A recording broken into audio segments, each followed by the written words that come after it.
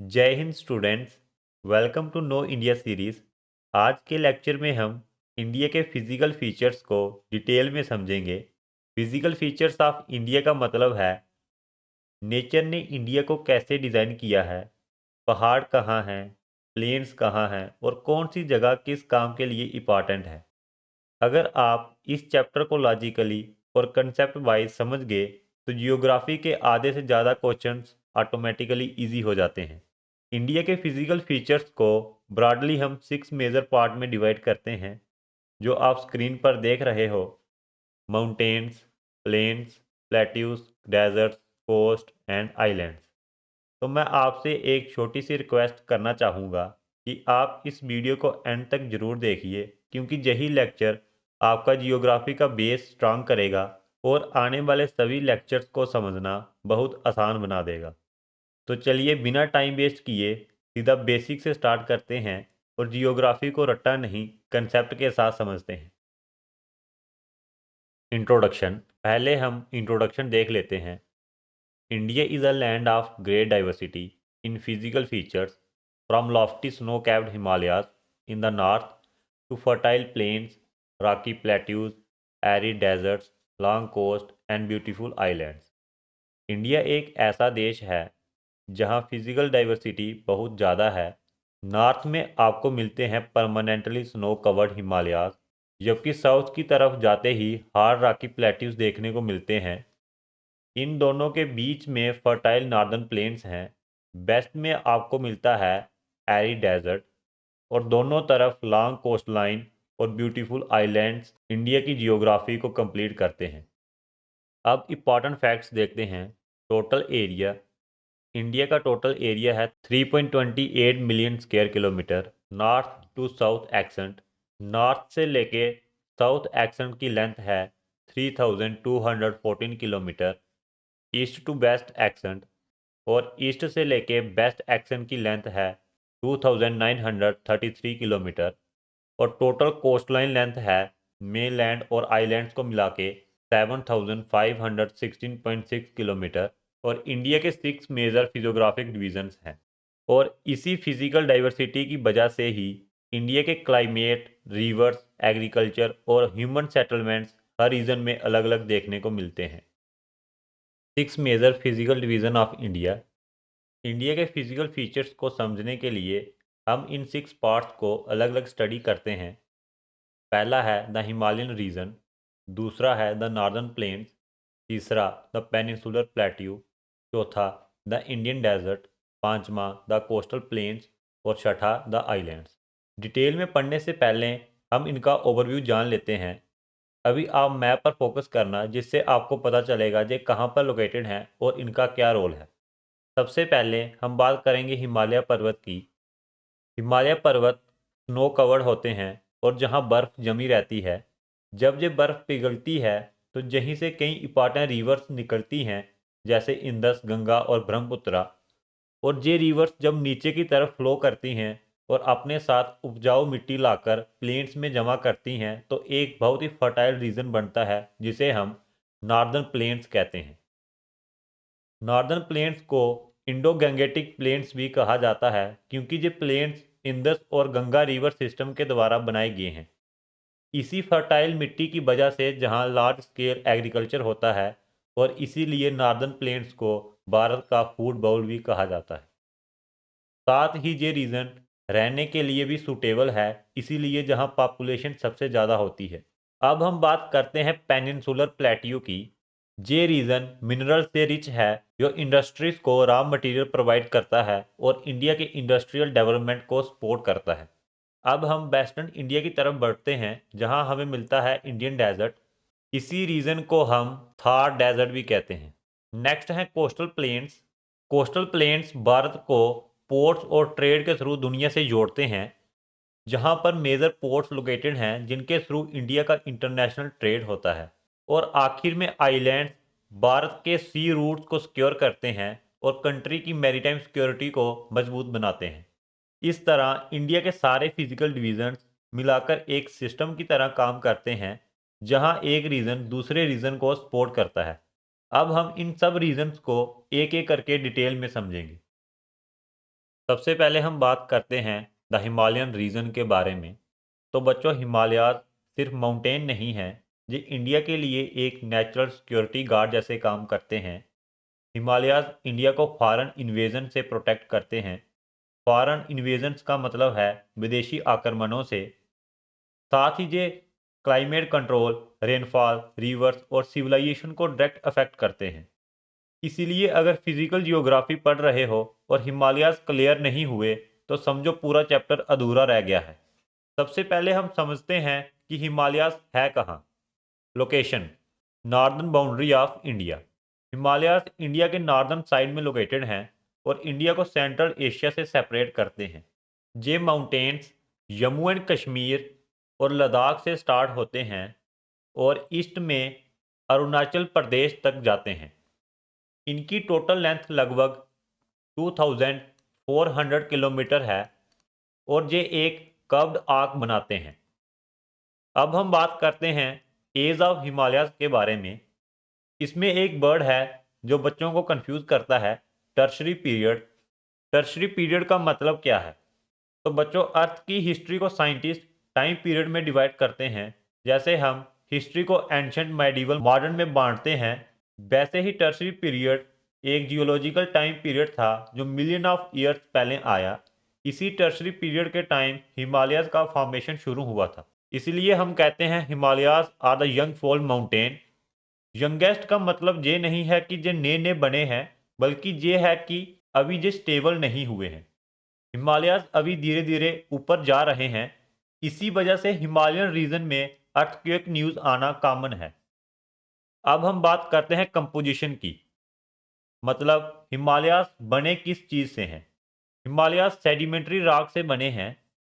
अब हम जानते हैं सेडिमेंट्री रॉक्स क्या होती हैं। ये रॉक्स लेयर्स में होती हैं।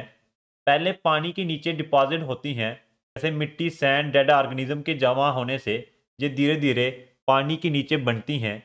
तो बच्चों, हिमालयाज के जो रॉक्स थे वो पहले तैथस सी के बॉटम पर जमा हुए थे। बाद में जब जमीन की प्लेट्स टकराई तो ये लेयर्स फोल्ड होकर ऊपर उठ गई थी। तो अब हम जानते हैं फॉर्मेशन ऑफ द हिमालयाज के बारे में। ये सबसे इम्पॉर्टेंट कंसेप्ट है, हिमालयाज बने कैसे।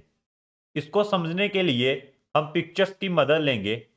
ये हमारे पास दो पिक्चर्स हैं जिसकी हेल्प से अब हम समझेंगे हिमालयाज की फॉर्मेशन कैसे हुई थी। ये दोनों पिक्चर्स का मतलब सेम है, तो हम किसी भी पिक्चर से समझ सकते हैं। हम इस पिक्चर की हेल्प से समझेंगे, तो जहां पर ध्यान दीजिए। सबसे पहले हमें ये पता होना चाहिए कि अर्थ का आउटर सरफेस एक साइलेंट पीस नहीं है, बल्कि ये टेक्टोनिक प्लेट में डिवाइडेड है। जैसे इंडिया इंडियन प्लेट पर है और एशिया का बाकी हिस्सा यूरेशियन प्लेट पर है।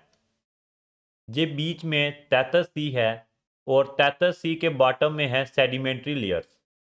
इंडियन प्लेट्स धीरे धीरे नॉर्थ की तरफ मूव हो रही थी। जब ये यूरेशियन प्लेट के साथ टकराई तो इंडियन प्लेट थोड़ी नीचे की तरफ गई। बीच में जो सेडिमेंट्री लेयर्स थी वो फोल्ड होकर ऊपर उठ गई। उसी फॉर्मेशन को हम कहते हैं हिमालयाज। ये लगभग 50 मिलियन ईयर पहले की बात है और इस पिक्चर में भी बिल्कुल यही दिखाया गया है। हिमालयाज अभी भी धीरे धीरे बढ़ रहे हैं और इस प्रोसेस को कहते हैं कन्वर्जेंट प्लेट बाउंड्री। आई होप आपको अब समझ आ गया होगा कि फॉर्मेशन कैसे हुई हिमालयाज की। तो जहाँ भी यही लिखा है, due to the collision of Indian and Eurasian plates, और उस प्रोसेस को हम कहते थे कन्वर्जेंट प्लेट बाउंड्री। अब हमें एक इम्पॉर्टेंट बात समझनी है। हिमालयन रीजन के अंदर हम दो हिमालयस के बारे में पढ़ते हैं। पहला है ट्रांस हिमालय और दूसरा है हिमालयन रेंजेस। ये जो ट्रांस हिमालय है, ये इसको हम सबसे पहले पढ़ते हैं क्योंकि ये नॉर्थ के सबसे ऊपर लोकेटेड है और हिमालयन रेंजेस उसके साउथ में नीचे की तरफ लोकेटेड हैं। इसलिए सबसे पहले हम पढ़ेंगे ट्रांस हिमालय, फिर हिमालयन रेंजेस। पहला है ट्रांस हिमालय। इसमें ट्रांस का मतलब है पार, इसलिए हम ट्रांस हिमालय को कहते हैं हिमालयाज के पार के mountain. Located north of the main Himalaya range. ये जहाँ पे 3 हिमालयन रेंजेस हैं और इसके नॉर्थ में लोकेटेड है ये trans Himalaya. Lies mainly in the Ladakh region. India में ट्रांस हिमालय का मेजर पार्ट लद्दाख रीजन में आता है। इसलिए जब भी लद्दाख की जियोग्राफी पढ़ते हैं तो ट्रांस हिमालय ऑटोमेटिकली कवर हो जाते हैं। Major mountain ranges, trans Himalaya में 3 इंपॉर्टेंट रेंजेस मिलती हैं। पहली है काराकोरम रेंज, दूसरी लद्दाख रेंज और तीसरी Zanskar range. Cold desert type climate, जहाँ का क्लाइमेट एक्सट्रीमली कोल्ड और एक्सट्रीमली ड्राई होता है। क्योंकि जहाँ रेनफॉल बहुत कम होती है, इसलिए इस रीजन को कोल्ड डेजर्ट भी कहा जाता है। Fast population and limited vegetation, extreme climate के कारण पॉपुलेशन बहुत कम है और वेजिटेशन भी लिमिटेड है। Strategic and defence important, trans Himalaya India के बॉर्डर के पास लोकेटेड है। चाइना पाकिस्तान के साथ स्ट्रेटजिक इंपॉर्टेंट रखता है, इसलिए मिलिट्री प्रेजेंस, पासिस, रोड्स बहुत इंपॉर्टेंट होते हैं इस रीजन में। आई होप आपको ट्रांस हिमालय क्लियर हो गया होगा। अब हम आते हैं मेन हिमालयन माउंटेन्स पर, जो इंडिया के क्लाइमेट, रिवर्स और प्लेन्स पर सबसे ज़्यादा इम्पैक्ट डालते हैं। इसकी लोकेशन है साउथ ऑफ ट्रांस हिमालयाज। ये हमने लास्ट स्लाइड में पढ़ा, जहाँ पे थे ट्रांस हिमालय, और ट्रांस हिमालय के साउथ में ये हैं Himalayan ranges. There are 3 ranges, जिसमें है हिमाद्री, हिमाचल और शिवालिक। हिमाद्री को हम ग्रेटर हिमालय कहते हैं, हिमाचल को लेसर हिमालय और शिवालिक को आउटर हिमालय, जो आप मैप में क्लियरली देख पा रहे हैं। अब हम इनको एक एक करके डिटेल में समझते हैं। पहला है हिमाद्री, जिसे हम ग्रेटर हिमालय भी कहते हैं। इसकी एवरेज हाइट है 6000 मीटर और इसके अंदर आती है कंचनजुंगा पीक, जो इंडिया की हाईएस्ट पीक है और इसकी हाइट है 8586 metre.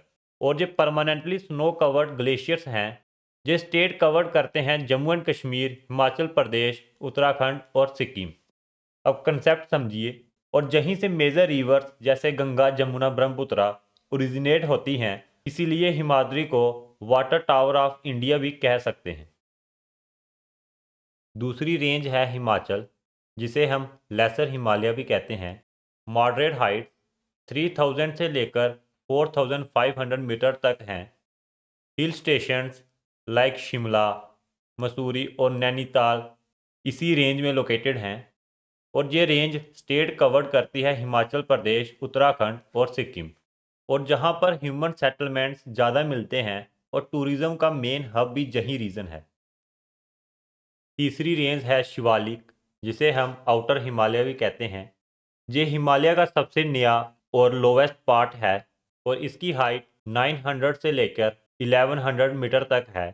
Between hills and plains you find Bhabar and Terai zones. Bhabar and Terai zones यहीं मिलते हैं। स्टेट कवर्ड, जो जम्मू एंड कश्मीर से लेकर अरुणाचल प्रदेश तक फैला हुआ है। Important passes, mountain passes defence और ट्रेड दोनों के लिए इंपॉर्टेंट होते हैं। पहला है जोजिला पास, जो जम्मू एंड कश्मीर को लद्दाख से कनेक्ट करता है। दूसरा है शिपकीला पास, जो हिमाचल प्रदेश को तिब्बत से कनेक्ट करता है। तीसरा है लिपुलेख या नाइती पास, जो उत्तराखंड को तिब्बत से कनेक्ट करता है। चौथा है नथुला पास, जो सिक्किम को तिब्बत से कनेक्ट करता है। अब हम बात करते हैं सिग्निफिकेंस ऑफ हिमालयाज की। पहला है source of rivers. Himalayas rivers का सोर्स हैं, जैसे गंगा, जमुना और Brahmaputra. Act as a natural climate barrier, Himalayan region का एक बहुत बड़ा रोल है इंडिया के क्लाइमेट में।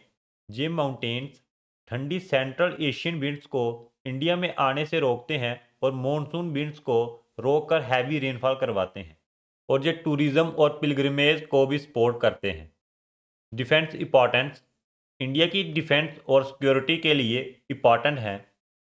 प्रोटेक्ट फ्रॉम कोल्ड विंड्स, अगर हिमालयाज नहीं होते तो इंडिया का नॉर्थ भी यूरोप जैसा ठंडा होता।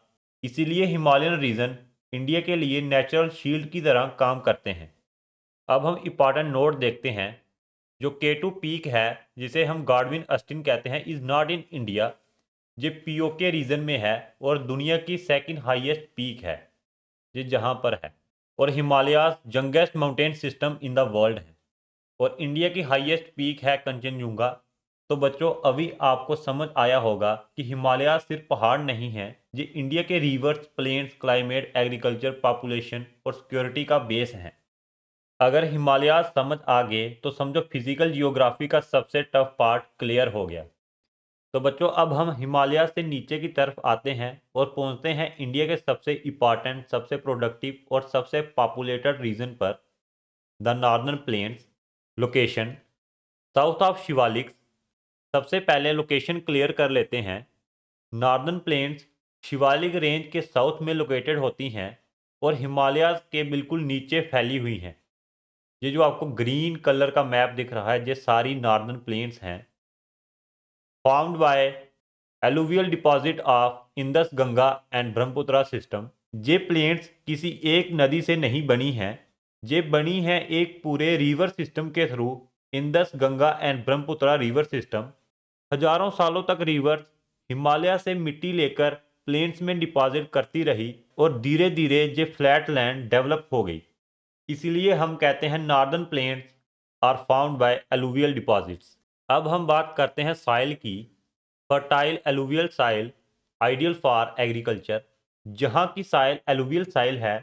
एलुवियल सॉइल का मतलब है रिवर के साथ आई हुई फाइन, फ्रेश और मिनरल रिच मिट्टी। ये सॉइल न्यूट्रिएंट्स से रिच होती है, हर साल फ्लड्स के बाद और फर्टाइल हो जाती है, इसीलिए एग्रीकल्चर के लिए आइडियल सॉइल मानी जाती है। अब आप एक्सटेंट को समझिए। नॉर्दर्न प्लेन पंजाब से असम तक एक्सटेंड करती है और इसकी एवरेज एलिवेशन है 150 मीटर। इसी वजह से ये लैंड बहुत फ्लैट होती है, इसीलिए जहाँ फार्मिंग करना बहुत इजी है। अब बात करें स्लोप की। इसका स्लोप वेस्ट से ईस्ट की तरफ है। इसका मतलब है ज़मीन वेस्ट में थोड़ी ऊंची है और ईस्ट की तरफ धीरे धीरे नीचे जाती है। इसी वजह से रिवर ईस्ट की तरफ फ्लो करती हैं और बे ऑफ बंगाल में गिरती हैं। सब डिवीजन्स। अब हम नॉर्दर्न प्लेन्स को रिवर सिस्टम के बेस पर फर्दर डिवाइड करते हैं। पहला है पंजाब टू हरियाणा प्लेन्स। ये प्लेन्स इंदस रिवर सिस्टम से रिलेटेड हैं। रेनफॉल रिलेटिवली कम होती है लेकिन सॉइल बहुत फर्टाइल होती है। दूसरा है गंगा प्लेन्स। ये रीजन यूपी, बिहार और वेस्ट बंगाल में फैला हुआ है। इंडिया का सबसे फर्टाइल रीजन यही है और सबसे डेंसली पॉपुलेटेड एरिया भी यही है। तीसरा है ब्रह्मपुत्रा प्लेन्स। ये प्लेन्स असम वैली में लोकेटेड है। वेरी हाई रेनफॉल और रिवर का डिस्चार्ज बहुत ज़्यादा है, इसीलिए फ्रिक्वेंट फ्लड्स आते हैं। फ्लड्स जहाँ प्रॉब्लम भी हैं, लेकिन फ्लड्स के साथ आई एलुवियल साइल ज़मीन को और फर्टाइल भी बना देती है। तो कुल मिलाकर नॉर्दर्न प्लेन्स फ्लैट हैं, फर्टाइल हैं और इंडिया की पॉपुलेशन, फार्मिंग और सिविलाइजेशन का सेंटर है।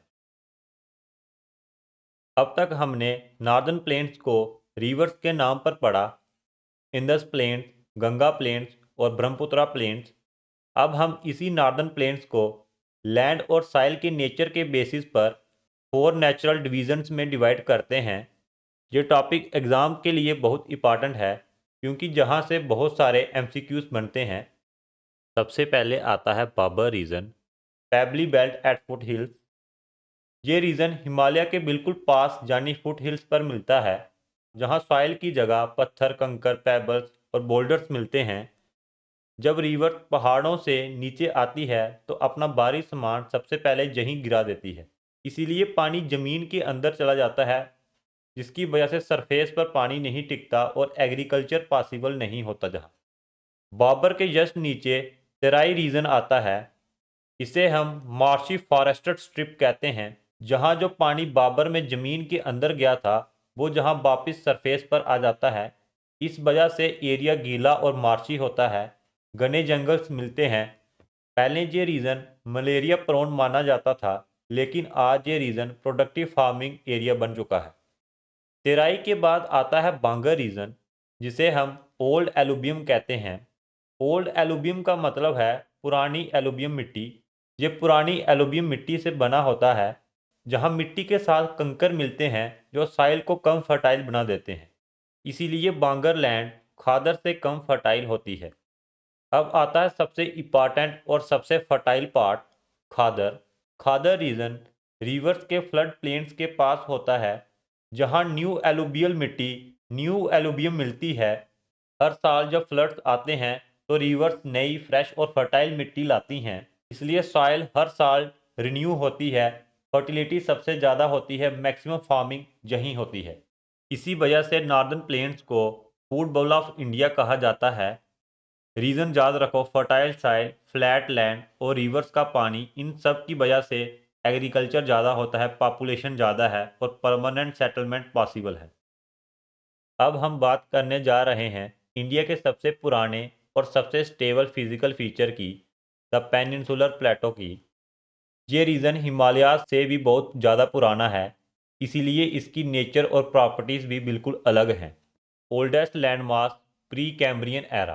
प्री कैम्ब्रियन एरा अर्थ का सबसे पुराना टाइम पीरियड था, जब लाइफ ऑलमोस्ट नहीं थी, सिर्फ रॉक्स बन रही थी। ये time period crores of year पहले का है। इसका मतलब है पेनिनसुलर प्लेटो अर्थ के बिल्कुल इनिशियल स्टेज में बना था, इसीलिए इसे कहते हैं the oldest landmark of India. हमने हिमालयाज में पढ़ा था, हिमालयाज जंग माउंटेन हैं जो टर्शरी पीरियड में बने थे, लेकिन पेनिसुलर प्लेटो प्री कैम्ब्रियन एरा का है। इसका मतलब हिमालय से ये बहुत पहले से एग्जिस्ट करता है। अब हम जियोलॉजिकल टाइम स्केल के हिसाब से एरास का आर्डर देखेंगे, जिससे हमें एग्जैक्ट समझ आएगा ये कब की बात है। अर्थ का टाइम 4 मेजर एरास में बांटा गया है। पहला है प्री कैम्ब्रियन एरा। ये बात है 541 मिलियन ईयर्स पहले की, जब अर्थ नई नई बनी थी, सिर्फ रॉक्स बन रही थी और लाइफ ऑलमोस्ट नहीं थी। पेनिसुलर प्लेटो इसी रीजन का है, इसीलिए ये इंडिया का ओल्डेस्ट लैंडमास है। दूसरे एरा का नाम है पैलियोजोइक एरा। इस एरा में समुद्री जीव, कीड़े और पौधों का विकास हुआ था और कोयला बनने वाले घने जंगल भी इसी एरा के थे। तीसरा है मेसोजोइक एरा। ये डायनासोर्स का युग है। जब हम हिमालयास पढ़ रहे थे, टेथस सी की जो बात की थी, इस युग में वो टेथस सी थी। और चौथा एरा है सेनोजोइक एरा। ये प्रेजेंट एरा है। इसी एरा के टर्शरी पीरियड के अंदर हिमालयाज की फॉर्मेशन हुई थी और इंसान विकसित हुए थे। अभी क्वाटरनरी पीरियड चल रहा है। ये थे जियोलॉजिकल टाइम स्केल के हिसाब से 4 एरास। ये जो प्रेजेंट एरा की बात हम कर रहे हैं, सेनोजोइक एरा, ये अराउंड 70 मिलियन ईयर पहले की बात है। तो इससे आपको पता चल सकता है कि पेनिसुलर प्लेट्यू कब का बना हुआ है। दूसरा पॉइंट है composed of hard igneous and metamorphic rocks. Peninsular plateau बना है इग्नियस रॉक और मेटामॉर्फिक रॉक से। इग्नियस रॉक का मतलब है जो रॉक्स लावा से बनी होती हैं और ये बहुत हार्ड और स्ट्रांग होती हैं, और मेटामॉर्फिक रॉक हीट और प्रेशर से और ज़्यादा स्ट्रांग होती जाती हैं। दोनों रॉक्स बहुत ज़्यादा टफ होती हैं। जब ज़मीन हार्ड और स्टेबल होती है तो वहाँ प्लेट्स का मूवमेंट कम होता है, इसलिए जहाँ अर्थक्वेक्स बहुत कम आते हैं। Rich in minerals, coal, iron and mica. Peninsular plateau mineral rich region है। इस रीजन में मिलते हैं कोल, आयरन और मिका, बॉक्साइट, मैंगनीज। इसी वजह से इंडस्ट्रीज जहाँ डेवलप हुई हैं, बहुत सारे स्टील प्लांट्स, पावर प्लांट्स जहाँ लगे हुए हैं। Industrial development of India possible हुई है because of the peninsular plateau. Two main division. Peninsular plateau में दो मेन डिवीजन हैं। पहला है सेंट्रल हाईलैंड और दूसरा है डेक्कन प्लेटो। सबसे पहले बात करते हैं सेंट्रल हाईलैंड्स की। सेंट्रल हाईलैंड पेनिसुलर प्लेटू का नॉर्दर्न पार्ट है। मतलब ये रीजन इंडिया के बीच के ऊपर वाले हिस्से में लोकेटेड है। वेस्ट में है Aravallis range, old fold mountains. Central highland के वेस्ट में हमें मिलती है Aravalli range. Aravalli mountains India की सबसे पुरानी फोल्ड माउंटेन्स हैं। ये इतनी पुरानी है कि करोड़ों सालों से हवा, पानी और धूप इन्हें घिस रही है। इसीलिए आज अरावली ज़्यादा इरोडेड हो चुकी है। इरोडेड का मतलब है घिस चुकी है। उसकी हाइट कम हो चुकी है, जो हिमालयास जैसे ऊंची नहीं दिखती है। अरावली रेंज दिल्ली से शुरू होकर राजस्थान तक फैली हुई है। अब हम सेंट्रल हाईलैंड के ईस्ट साइड पर आते हैं, जहां हमें मिलता है छोटा नागपुर प्लेटो, जो झारखंड और उड़ीसा के एरिया में लोकेटेड है। ये रीजन इंडिया का सबसे मिनरल रिच रीजन माना जाता है। जहां से हमें मिलता है कोल बिजली और फैक्ट्रीज के लिए, आयरन और स्टील इंडस्ट्रीज के लिए, मिक्का इलेक्ट्रिकल इंडस्ट्री के लिए। इसीलिए इंडिया की हैवी इंडस्ट्रीज इसी रीजन के आसपास डेवलप हुई। अरावली और छोटा नागपुर के बीच का जो एरिया है, उसमें दो इंपॉर्टेंट रीजन आते हैं। पहला है मालवा प्लेटो और दूसरा है बुंदेलखंड। ये दोनों रीजन भी सेंट्रल हाईलैंड का ही पार्ट हैं, बस ये बीच में लोकेटेड हैं। अब हम आते हैं पेनिनसुलर प्लेटो के सबसे बड़े हिस्से पर, डेक्कन प्लेट्यू। डेक्कन प्लेटो इतना बड़ा है कि ये इंडिया के ऑलमोस्ट पूरे सदर्न पार्ट को कवर करता है। ये ट्रायंगुलर शेप में है, bounded by western Ghat and eastern Ghat. ये दोनों तरफ से वेस्टर्न घाट और ईस्टर्न घाट से घिरा हुआ है। वेस्टर्न साइड पर हैं वेस्टर्न घाट्स, जिन्हें साइद्रिस रेंज भी कहा जाता है।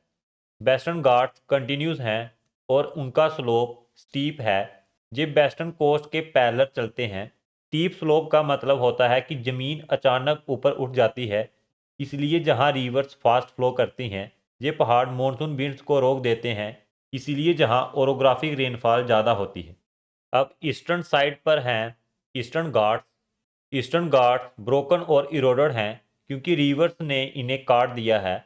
गोदावरी, कृष्णा और महानदी जैसी रिवर्स ईस्टर्न घाट के बीच से निकल जाती हैं, इसलिए ये पहाड़ कंटिन्यूस नहीं रह पाए। इसी वजह से ईस्टर्न कोस्ट पर वाइड डेल्टास बनते हैं।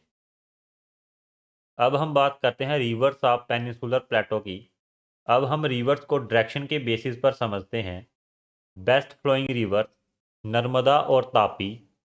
ये रिवर्स छोटी होती हैं, स्टीप स्लो पर बहती हैं और बहुत फास्ट फ्लो करती हैं। फास्ट फ्लो होने की वजह से ये सेडिमेंट्स जमा नहीं कर पाती, इसलिए ये एस्चुअरीज बनाती हैं, डेल्टास नहीं। और ये रिवर्स सीधा अरेबियन सी में जाकर मिलती हैं। दूसरी हैं east flowing rivers Godavari, Krishna, Kaveri और महानदी। ये रिवर्स बहुत लॉन्ग होती हैं, जेंटल स्लोप पर बहती हैं और धीरे धीरे फ्लो करती हैं। फ्लो धीरे होने की वजह से ये सेडिमेंट्स जमा करती हैं, इसीलिए वाइड डेल्टास बन जाते हैं। और ये रिवर्स बे ऑफ बंगाल में जाकर मिलती हैं। एग्जाम नोट ध्यान रखिए। हाईएस्ट पीक ऑफ वेस्टर्न घाट है अनाईमुडी, जिसकी हाइट है 2695 मीटर और ये केरला में है। इस जगह पर ओल्डेस्ट माउंटेन्स हैं अरावलीज। अब हम मूव करते हैं इंडिया के सबसे ड्राई और हार्ड रीजन की तरफ, द इंडियन डेजर्ट, जिसे हम थार डेजर्ट भी कहते हैं। इसकी लोकेशन है western Rajasthan, parts of Gujarat. Indian desert mainly western Rajasthan में लोकेटेड है और इसका थोड़ा सा पार्ट गुजरात में भी मिलता है। इसके वेस्ट में पाकिस्तान है और ईस्ट में अरावली रेंज है। दूसरा पॉइंट है रेनफॉल, जहां रेनफॉल 250 mm से भी कम होती है और एरिड क्लाइमेट रहता है। एरिड क्लाइमेट का मतलब है जहां गर्मी ज़्यादा हो और बारिश कम हो। बात करें लैंड फार्म की, तो हमें जहां मिलती हैं सैंडी ड्यून्स और ख़ासकर बार्चन ड्यून्स मिलते हैं। बार्चन ड्यून्स का मतलब है ये हाफ मून शेप की ड्यून्स हैं जो विंड की डायरेक्शन में मूव करती हैं और डेजर्ट में ये कॉमन होती हैं। विंड जहां इरोजन और डेपोजिशन दोनों का काम करती है। अब बात करते हैं रिवर्स की। थार डेजर्ट में परमानेंट रिवर ऑलमोस्ट नहीं है। जहां एक इंपॉर्टेंट रिवर है उसका नाम है ल्यूनी रिवर। ल्यूनी एक अफामेरल रिवर है। अफामेरल का मतलब है जो रिवर सिर्फ मॉनसून के टाइम फ्लो करे और बाकी साल ड्राई रहे। ल्यूनी रिवर अरेबियन सी तक पहुंचने से पहले अक्सर ड्राई हो जाती है। बात करें लेक्स की, तो थार डेजर्ट में एक बहुत फेमस लेक है सांबर लेक। ये इंडिया की लार्जेस्ट इनलैंड साल्ट लेक है और ये राजस्थान में लोकेटेड है जहां नमक बनाया जाता है। अब हम बात करते हैं द कोस्टल प्लेन्स की। जब लैंड और सी आपस में मिलते हैं तो जो रीजन बनता है उसे हम कहते हैं कोस्टल प्लेन्स। इंडिया के पास एक बहुत लंबा कोस्ट लाइन है, इसीलिए कोस्टल प्लेन्स इंडिया के लिए ट्रेड, फिशिंग और एग्रीकल्चर सब में इम्पॉर्टेंट हैं। इंडियन कोस्टल प्लेन अरेबियन सी से लेकर बे ऑफ बंगाल तक फैली हुई है। इंडिया की मेनलैंड कोस्ट लाइन की टोटल लेंथ है 6100 kilometre, separated by western and eastern Ghats. और ये सेपरेटेड है वेस्टर्न और ईस्टर्न घाट से। पहले बात करते हैं वेस्टर्न कोस्टल प्लेन्स की। वेस्टर्न कोस्टल प्लेन अरेबियन सी के अलांग लोकेटेड है। पहला है कोंकण कोस्ट, ये मुंबई से लेकर गोवा तक है। दूसरा है कन्नड़ा कोस्ट, ये गोवा से लेकर मैंगलोर तक है। तीसरा है मालबर कोस्ट, ये केरल रीजन में है। वेस्टर्न कोस्टल प्लेन्स नैरो होती हैं। नैरो का मतलब है लैंड और सी का डिस्टेंस कम है और कोस्टलाइन के पास ही पहाड़ शुरू हो जाते हैं। और वेस्टर्न कोस्ट का स्लोप स्टीप होता है। स्टीप स्लोप का मतलब है जमीन अचानक ऊपर उठ जाती है, रिवर्स फास्ट फ्लो करती हैं और ज़्यादा डेपोजिशन नहीं होती है। वेस्टर्न कोस्ट पर नेचुरल पोर्ट्स ज़्यादा मिलते हैं। नेचुरल पोर्ट का मतलब है ऐसी जगह जहां समुद्र नेचुरली गहरा हो और शिप्स आसानी से रुक सकें। इंपॉर्टेंट पोर्ट्स हैं मुंबई, मैंगलोर और कोची। और मालबर कोस्ट में हमें मिलते हैं लंगून्स और बैक वाटर्स। अब हम बात करते हैं ईस्टर्न कोस्टल प्लेन्स की। Eastern coastal plains bay of Bengal के अलांग लोकेटेड है। ये दो पार्ट में है। पहला है नॉर्दर्न सरकास, ये उड़ीसा से आंध्र प्रदेश तक है। दूसरा है कोरोमेंडल कोस्ट, ये तमिलनाडु से आंध्र प्रदेश तक है। ईस्टर्न कोस्टल प्लेन्स वाइड होती हैं। वाइड का मतलब है लैंड और सी के बीच ज़्यादा एरिया है और ज़्यादा फ्लैट लैंड अवेलेबल है। और साथ ही ईस्टर्न कोस्ट एक डेल्टिक रीजन है। डेल्टिक का मतलब है जहां रिवर्स सिरे फ्लो करती हैं, जिसकी वजह से सेडिमेंट्स जमा हो जाते हैं और लैंड फर्टाइल बन जाती है। और कुछ मेजर रिवर्स हैं जो बिग डेल्टास बनाती हैं। पहली है महानदी, गोदावरी, कृष्णा और कावेरी। इसी वजह से ईस्टर्न कोस्ट एग्रीकल्चर के लिए ज़्यादा सुटेबल है। अब हम ईस्टर्न और वेस्टर्न कोस्ट को एक एक लाइन में समझेंगे। वेस्टर्न कोस्ट नैरो है और पोर्ट्स के लिए बेस्ट है। ईस्टर्न कोस्ट वाइड है और फार्मिंग के लिए बेस्ट है। अब हम बात करते हैं इंडिया के आइलैंड्स की। आइलैंड्स दिखने में छोटे लगते हैं लेकिन स्ट्रेटजिक और जियोग्राफिक दोनों पॉइंट ऑफ व्यू से बहुत इंपॉर्टेंट होते हैं। पहला है अंडमान एंड निकोबार आइलैंड, ये बे ऑफ बंगाल में लोकेटेड है। टोटल नंबर ऑफ आइलैंड्स हैं 572, लेकिन सिर्फ 29 आइलैंड्स पर ही लोग रहते हैं। बात करें ओरिजिन की तो वॉल्केनिक ओरिजिन है। वॉल्केनिक ओरिजिन का मतलब है ये आइलैंड्स लावा के जमने से बने हैं जो समुद्र के नीचे वॉल्केनो से निकला था। और जहीं पर है बैरन आइलैंड, जो इंडिया और एशिया का इकलौता एक्टिव वॉल्केनो है। इंडिया का साउदर्न मोस्ट पॉइंट है इंदिरा पॉइंट, जो ग्रेट निकोबार आइलैंड पर लोकेटेड है। अंडमान एंड निकोबार आइलैंड की कैपिटल है port Blair. Strategic for navy, strategically important है क्योंकि ये आइलैंड्स इंटरनेशनल सी रूट के पास हैं। इंडियन नेवी जहां से सी रूट्स को मॉनिटर करती है और नेशनल सिक्योरिटी मेंटेन करती है, इसलिए अंडमान एंड निकोबार डिफेंस के लिए बहुत इंपॉर्टेंट है। अब बात करते हैं लक्षद्वीप की। लक्षद्वीप आइलैंड अरेबियन सी में लोकेटेड है। इसमें टोटल 36 आइलैंड्स हैं और सिर्फ 10 आइलैंड्स में ही लोग रहते हैं। इसका ओरिजिन है कोरल एटोल्स। कोरल एटोल्स का मतलब है समुद्र में रहने वाले छोटे सी ऑर्गेनिज्म, जिन्हें कोरल्स कहते हैं, धीरे धीरे एक जगह जमा हो जाते हैं। टाइम के साथ ये कोरल्स गोल रिंग शेप्ड आइलैंड्स बना देते हैं। इस रिंग के बीच में जो पानी रह जाता है उसे लगून कहते हैं। लक्षद्वीप की कैपिटल है Kavaratti, known for lagoons and marine life. अब हम बात करते हैं मेजर रिवर्स ऑफ इंडिया की। इंडिया की जियोग्राफी को समझने के लिए अगर एक चीज़ सबसे ज़्यादा इम्पॉर्टेंट है तो वो है रिवर्स ऑफ इंडिया। रिवर सिर्फ पानी की धार नहीं होती, ये ही सिविलाइजेशन का बेस है और एग्रीकल्चर का बैकबोन है। Rivers are lifeline of India, shape plains, plateau and deltas, important for exams. अब हम इंडिया की मेजर रिवर्स को एक एक करके समझते हैं। सबसे पहले हम बात करते हैं गंगा रिवर की। गंगा इंडिया की लॉन्गेस्ट रिवर है और इसकी लेंथ है 2525 किलोमीटर और ये साउथ ईस्ट डायरेक्शन में फ्लो करती है। ये देखिए, पहले ये साउथ में आती है, फिर ये ईस्ट में जाके बे ऑफ बंगाल में मिल जाती है। और इसका ओरिजिन है गंगोत्री ग्लेशियर उत्तराखंड में, और ये एंड होती है बे ऑफ बंगाल में। अब आते हैं जमुना रिवर पर। इसकी लेंथ है 1376 किलोमीटर। ये भी साउथ ईस्ट डायरेक्शन में फ्लो करती है। इसका ओरिजिन है यमुनोत्री ग्लेशियर, ये भी उत्तराखंड में है और ये गंगा के साथ प्रयागराज में मिलती है, जिसे हम त्रिवेणी संगम कहते हैं। अब बात करते हैं ब्रह्मपुत्रा रिवर की। इसकी टोटल लेंथ है 2900 किलोमीटर और इसकी इंडिया में लेंथ है 916 किलोमीटर। ये तिब्बत में ईस्ट डायरेक्शन में फ्लो करती है और इंडिया में साउथ ईस्ट डायरेक्शन में। इसका ओरिजिन है तिब्बत, वहाँ पे ये सांगपो रिवर के नाम से जानी जाती है और ये एंड होती है बे ऑफ बंगाल में। ब्रह्मपुत्रा इंडिया की मोस्ट वाटर रिच रिवर है, इसीलिए असम रीजन में फ्लड कॉमन होते हैं। अब हम बात करते हैं गोदावरी रिवर की। टोटल लेंथ है 1465 किलोमीटर और ये ईस्ट से साउथ ईस्ट डायरेक्शन में फ्लो करती है।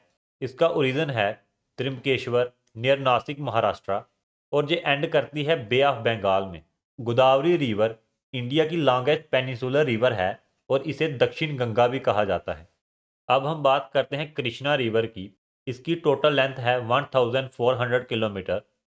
ये ईस्ट से साउथ ईस्ट डायरेक्शन में फ्लो करती है और इसका ओरिजिन है महाबलेश्वर वेस्टर्न घाट्स में और ये एंड होती है बे ऑफ बंगाल में। अब बात करते हैं नर्मदा रिवर की। इसकी टोटल लेंथ है 1312 किलोमीटर और ये ईस्ट से वेस्ट डायरेक्शन में फ्लो करती है और इसका ओरिजिन है अमरकंटक मध्य प्रदेश में और ये एंड होती है अरेबियन सी में। अब बात करते हैं तापी रिवर की। इसकी टोटल लेंथ है 724 किलोमीटर और ये वेस्ट डायरेक्शन में फ्लो करती है।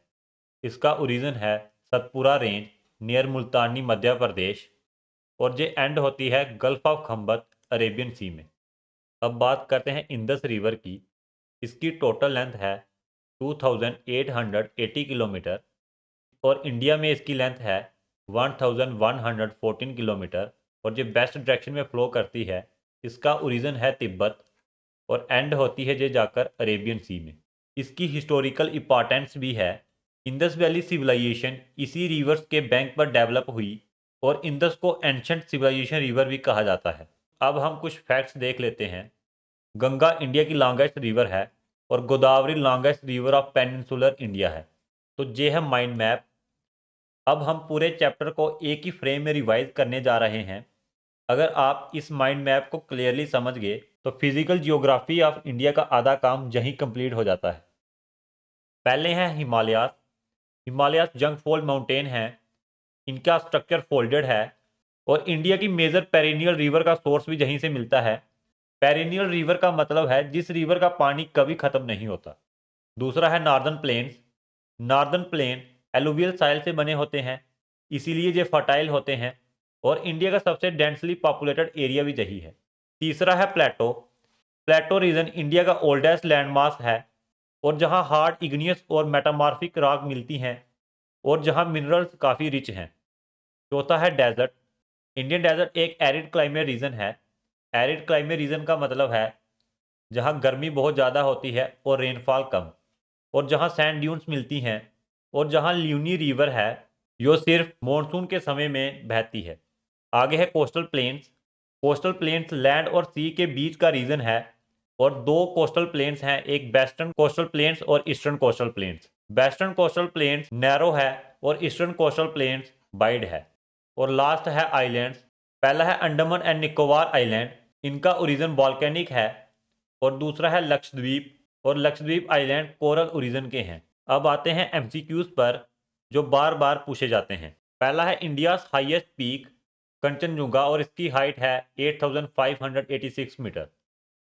दूसरा है लॉन्गेस्ट रिवर ऑफ इंडिया। इसका आंसर है गंगा और इसकी लेंथ है 2525 kilometre. Longest peninsular river Godavari और इसकी लेंथ है 1465 किलोमीटर। बेस्ट फ्लोइंग रिवर है नर्मदा और तापी। ओल्डेस्ट माउंटेन्स हैं Aravalli range. Longest salt lake है सांबर लेक। सातवां है Indira Point located on Great Nicobar Island. आठवां है कोस्टलाइन ऑफ इंडिया 7516.6 किलोमीटर। नौवां है Western Ghats highest peak Anai Mudi और इसकी हाइट है 2695 मीटर। दसवां है वॉल्केनिक आइलैंड इन इंडिया। इसका आंसर है बैरन आइलैंड। 11वां है southernmost point Indira Point. Longest coastline state Gujarat. Youngest mountain Himalayas. Coral island Lakshadweep. Food bowl northern plains. इसी के साथ हमारा ये लेक्चर कंप्लीट होता है। आज हमने फिजिकल फीचर्स ऑफ इंडिया और इम्पॉर्टेंट एमसीक्यूज को पढ़ा। अगर आप जहां तक वीडियो देख पाए हैं इसका मतलब एक बात क्लियर है, आप जियोग्राफी को रटना नहीं समझना चाहते हैं। अगर आपको आज का लेक्चर अच्छा लगा हो तो वीडियो को लाइक करें और अपने दोस्तों के साथ शेयर करें और कमेंट करके अपना फीडबैक ज़रूर दें। और ऐसे ही कंसेप्ट बेस्ड लेक्चर के लिए चैनल को सब्सक्राइब करें और बेल आइकन को ऑन करना बिल्कुल ना भूलें। नेक्स्ट टॉपिक है हमारा India's climate and natural resources. तो मिलते हैं नेक्स्ट क्लास में। जय हिंद।